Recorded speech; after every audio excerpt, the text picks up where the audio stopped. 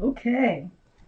This is card number 42, and it says, I can turn a downward spiral upward. Well, I'm going to read it to you. There's the back side.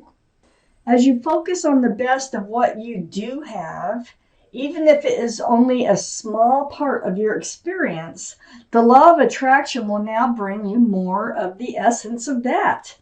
And so you can replace a downward spiral with a fast-moving upward spiral by simply directing your thoughts more to the things that you do want.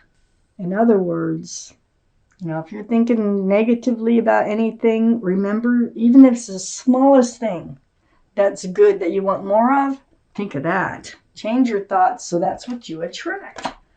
So that is your universe. Wow, your overall energy here of this reading is the Magician. Now, these are general readings. They will not resonate with everyone. You can take from them what does resonate. And or get a private reading from someone you trust. And I do privates, so if you would like to click on the description box below this video, you can send me an email if you're interested and to get started on a private reading. Just takes a simple email. Okay. Magician. The Magician surrounds your entire reading. Wow, look at the infinity symbol here. The symbol of intuition and knowing. Look at all the tools. You got all the tools. Cup, wand, sword, pentacle. You've got all the tools to manifest just what you want from life. Now that goes with the card I just read to you from the universe that says if you're on a downward spiral, you're thinking of the negative. Turn it. Think of anything small, anything large, small, anything positive to go to an upward spiral. And I think that's what you're going to be doing with the Magician coming out in the middle of your reading. It's surrounding your entire reading. You can manifest whatever it is you want in your life. I have the Hanged Man in your highest energy. So this is like spending time to yourself, hanging out, but being enlightened at the same time. All the blood is rushing to the head of this person. I call this the card of enlightenment. These are the two strongest energies in your whole reading. So it's like it's dawning on you, hey, wait a minute. You have control over what's happening in your life. You can manifest what it is that you want from life. And it's all coming to you by just kind of going inside yourself and doing this deep thinking and enlightenment. I have the Ten of Wands right next to the Hangman and right above the Magician. So the Ten of Wands, this is a good card. You've been carrying a heavy burden. But with the 10, they start slipping out. You see they're slipping out right here. There's no 11. So you're getting ready to put this burden down, or you are, little by little, or you can drop them all at once. So that part of that burden is knowing that you have control over your life. I have the Fool right next to the Ten of Wands.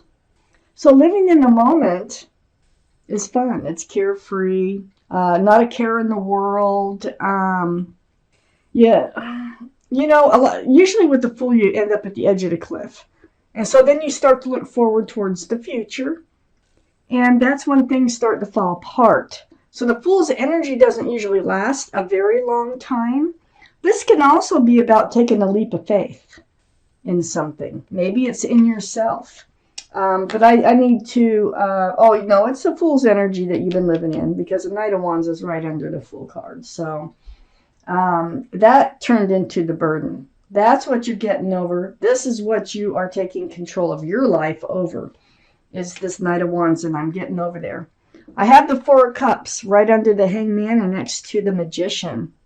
So the Four of Cups, it's like there's an offer wanting to come in, but I think you're tired of it. I think it's like it's presented as a cup that you might want, but you're looking at the center cup and you're like, no, I know what's in that cup. Nothing I really, really want. And so you're really not reaching for the cup. I think what's happening is you're realizing that you have control over your life. You don't have to accept that cup. I have the Knight of Wands on the other side, the Magician, and under the Fool card. So the Knight of Wands, this is an energy that runs in and out of your life, male or female. They run in with the staff of fresh starts and new beginnings, and they run out with the staff of passion.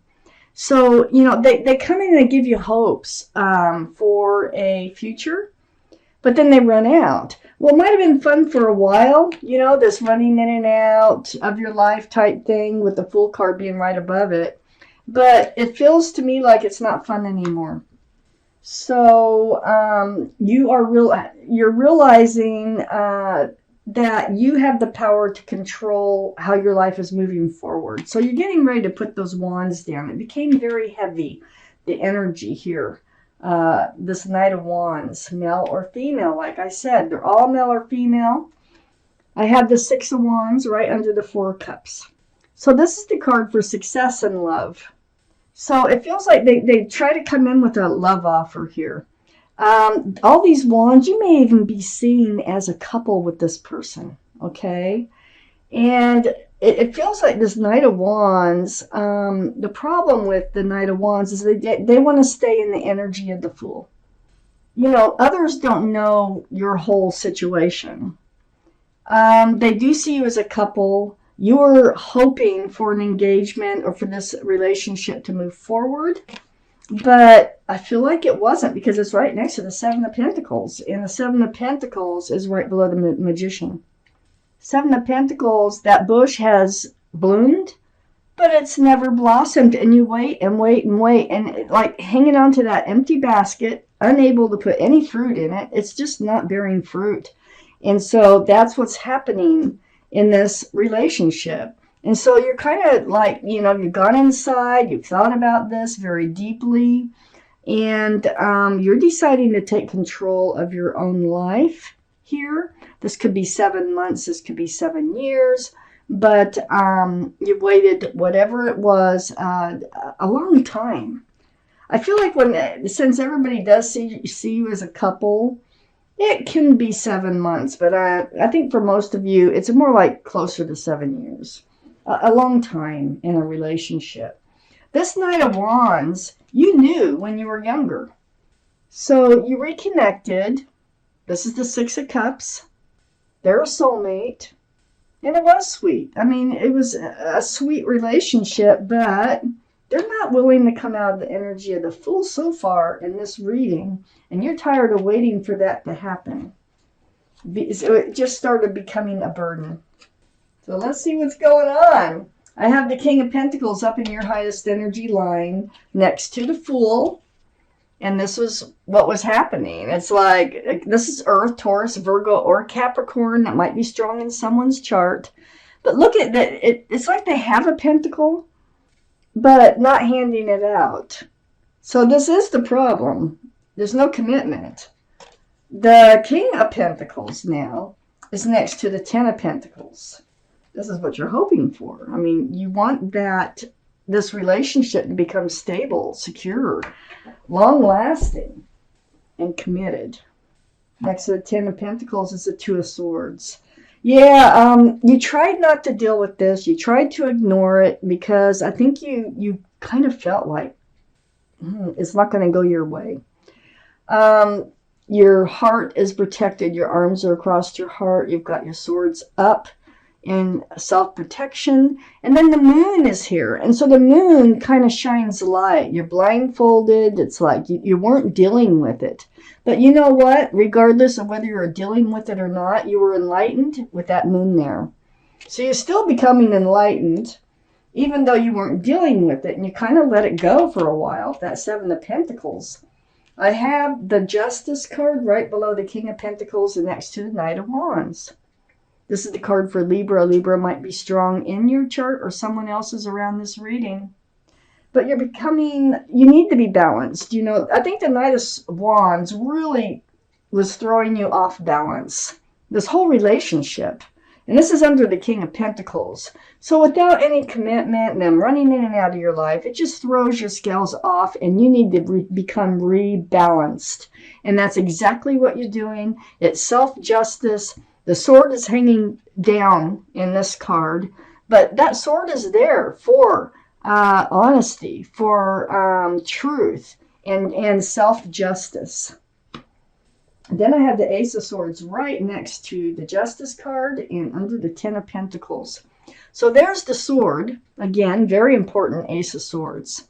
This is about speaking your truth, seeking the truth, learning the truth, and it all comes down to, will this ever be committed? I feel like there's a conversation coming in about this relationship. And they're like, oh, come on, you know, this is fun. It's fun to live this way. Let's just keep going the way we're going. And you're like, no, I need more. I need more. And so this really needs to be talked about. And I have Temperance under the Two of Swords and next to the Ace of Swords. This is the card for Sagittarius. So Sagittarius might be strong in your chart or someone else's around this reading. But that's your guardian angels and spirit guides. They're mixing out potion. Back and forth. They're trying to help you be balanced, and that's the Justice card is here. So they're doing a good job on helping you become rebalanced. They want you to be patient and grounded. So you need to be grounded. So, and they want you to use your patience for some reason. I need to keep reading. So be patient. Ask the right questions. Don't be so patient that you spend your whole life waiting, though. Never, never, never. I have the Devil card under the Justice card next to the Six of Cups. This is the card for Capricorn, so Capricorn might be strong in your chart or someone else's around this reading. But more importantly, the energy of this card is toxic. There's a couple of figures here. There's that pentacle, waiting for that pentacle. Well, it won't come forward. There's toxic energy associated with this whole relationship. So it's not going to come forward while this soulmate that runs in and out of your life they have some sort of toxic energy attached to them. Could be past energy. It could be just about anything. But right next to this Devil card is the Ten of Cups.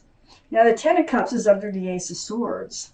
This is getting to the bottom of things. The Ten of Pentacles is on one side of the Ace of Swords, and the Ten of Cups is right below the Ace of Swords.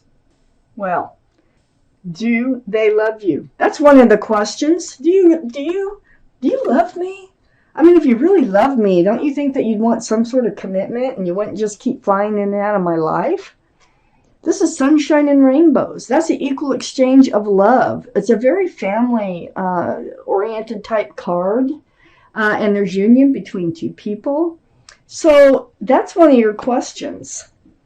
The Queen of Cups is right next to the Ten of Cups and under Temperance. So be patient, be balanced, be grounded. Next to the Ten of Cups, the Queen of Cups, water, Pisces, Scorpio, or Cancer that might be strong in your chart or around this reading. But the Queen of Cups, the energy is she's trying to look into that cup there.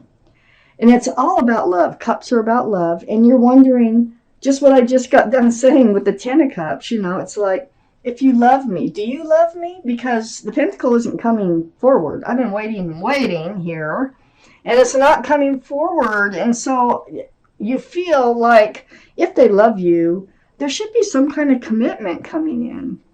And you're really, really getting tired of waiting. You're getting ready to put down that burden that you've been carrying about this. And you're ready to just go forth and manifest what it is that you want from life. But not until after you have this conversation with this person about their intentions, about their feelings. They may not be the type of person who discusses anything about how they feel. Their actions show something. Their actions show that they like to come and see you, but they don't stick around. So that's all you really, really know looking at this reading, and you're getting ready to refuse their cup of love. So to not let them run in and do this anymore, but you do need this conversation to be sure. Then Temperance, remember, is saying be patient, balanced, grounded. And next to the Queen of Cups, looking into that cup. There is love here. They do have feelings for you.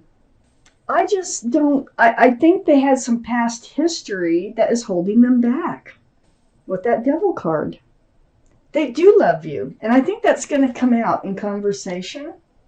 So it looks like there's a chance for this to work out. But not if you're just going to stay in the Two of Swords, because that's not dealing with it. And it's really become heavy. And you're ready to make changes here with the Magician. So let's take out an angel card. Let's see what kind of advice they come up with for you in this reading. Let's see. My glasses. For Aries, February, on this reading. What kind of advice? There it is. This is the Healer of Abundance. I will read this card to you. Never doubt that you can make a difference. Your creativity and ability to be innovative make you destined to succeed. Well, we did have the Success in Love card. It might be time to expand your career, but don't forget to leave time for family. This situation involves a person, possibly you, who's down to earth with a gift for design or decorating. He or she is open-minded and nurturing. The Healer of Abundance. So I think basically, focus on your work. If Temperance is here now, trying to keep you from making any rash decisions, and figure out exactly what it is that you need to talk about with this Knight of Swords in order to know whether you're going to have to manifest something else or something new. You can manifest in your work. You have the power. This is surrounding the entire reading. So whatever you want, you can manifest it.